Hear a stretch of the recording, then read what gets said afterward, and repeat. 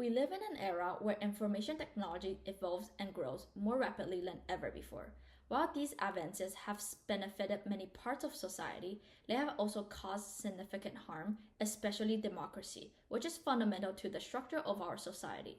Modern technology is a double-edged sword when it comes to democracy, and the side that harms cuts deeper. While it has enabled broader communication and participation, it has also been weaponized as a tool for misinformation, manipulation, and privacy invasion. Despite its promising facet of digital platform and AI, we argue that information technology is not making democracy better. The question isn't how IT helps democracy, but whether democracy can survive its rapid advancement.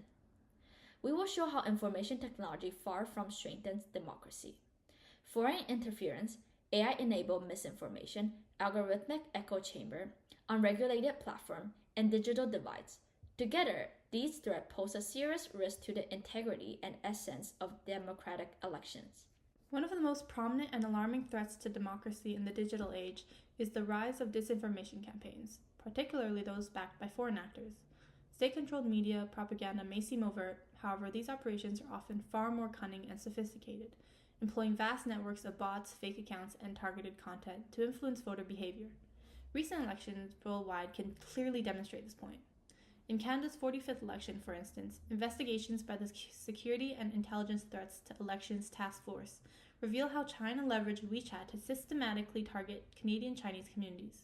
Spikes of coordinated, inauthentic behavior and engagement were recorded on WeChat articles promoting narratives against Carney. Meanwhile, in the German election, disinformation campaigns linked to Russia used fake accounts and sites to discredit centrist parties while supporting far-right pro-Russian parties ahead of the 2025 federal election. What's more is Elon Musk openly backed the far-right by posting misinformation on his platform X to shift political narratives. But perhaps the most shocking example is the recent Romanian presidential election.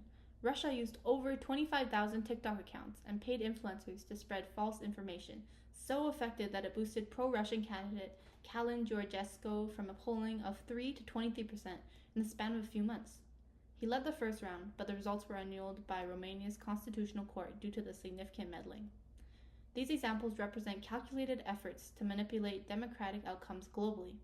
Advances in information technology have made it cheaper, faster, and easier to interfere in democratic elections than ever before.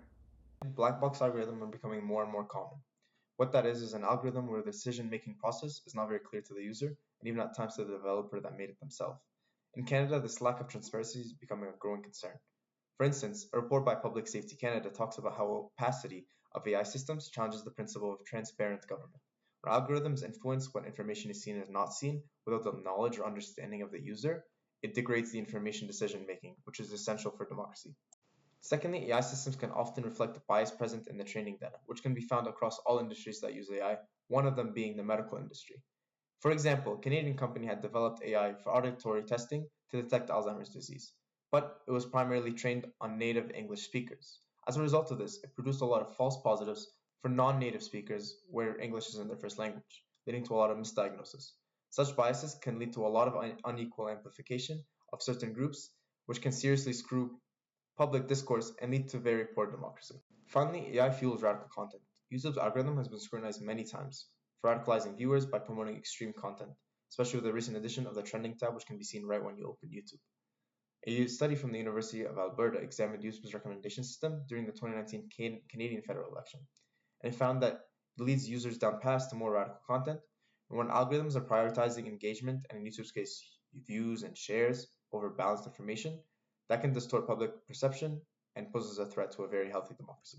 Social media gives people a voice and easier access to information, but it also divides people, spread misinformation, and make real discussion harder.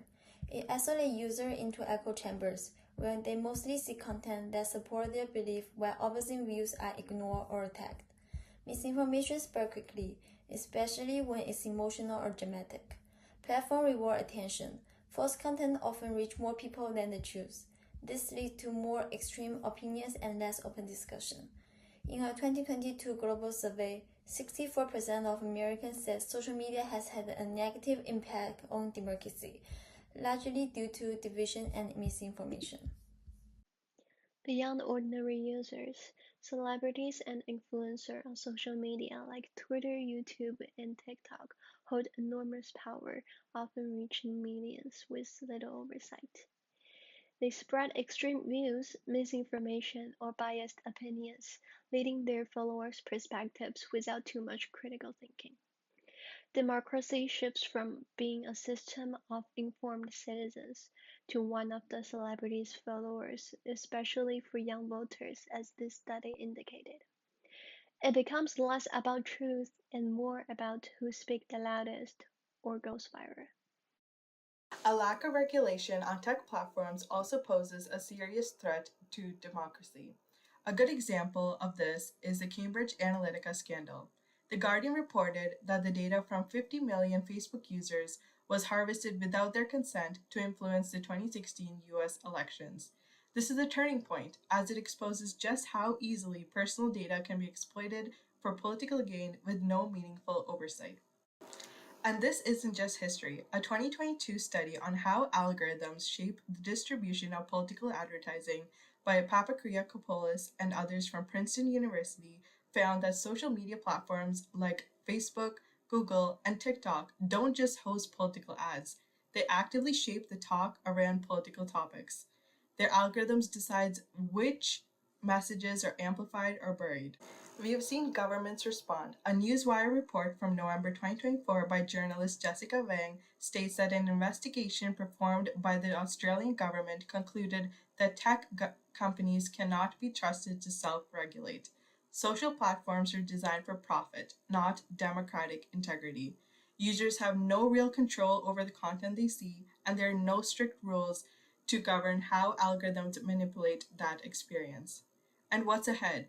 A joint study from Elon University and Pew Research warns that half of tech experts believe digital disruption will weaken democratic representation by 2030.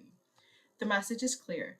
Self-regulation has failed. It's time for real laws, real accountability, and real protection for democracy. Following the previous point, it's also important to recognize that not everyone has access to digital information online.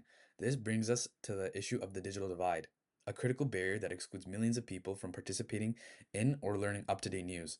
According to a Senate of Canada article from 2023, in Canada and the US, many rural, indigenous, and low-income communities lack access to reliable internet and digital devices. For instance, 457 First Nations communities are without sufficient broadband, and 363 lack both broadband and standard cellular services. However, even amongst those who are online, research shows that digital literacy gaps and language barriers also prevent individuals from having meaningful participation in democracy.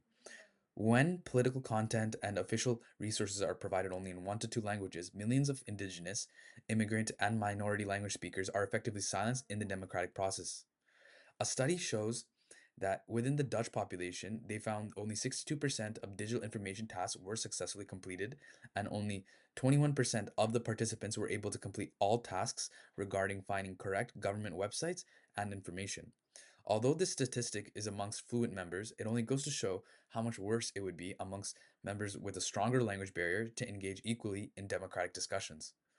When only the digital fluent and connected individuals are heard, the community will fail to uphold a democracy that is supposed to represent all of its citizens. Throughout our debate, we illustrated how information technology, while promising increased connectivity, has instead opened doors to profound threats against democracy itself. From sophisticated AI-driven misinformation campaigns and algorithmic biases that causes societal division, to inadequate regulation of influential tech platforms and the persistent digital divide that obscures millions of voices. Each of these threats chips away the foundations of democracy. When our trust in institutions collapses, our civic participation decreases and inequality widens, what remains of rule by the people? Now is the time for policymakers, platforms, and citizens to demand greater transparency, stronger regulation, and universal access to digital tools and education. Only by bridging these divides and reforming how the online world is governed can democracy survive and even thrive in the 21st century. We'll leave you now with this question. If we don't act now, can democracy truly endure the digital age? Or will it be redefined by those who control the technology?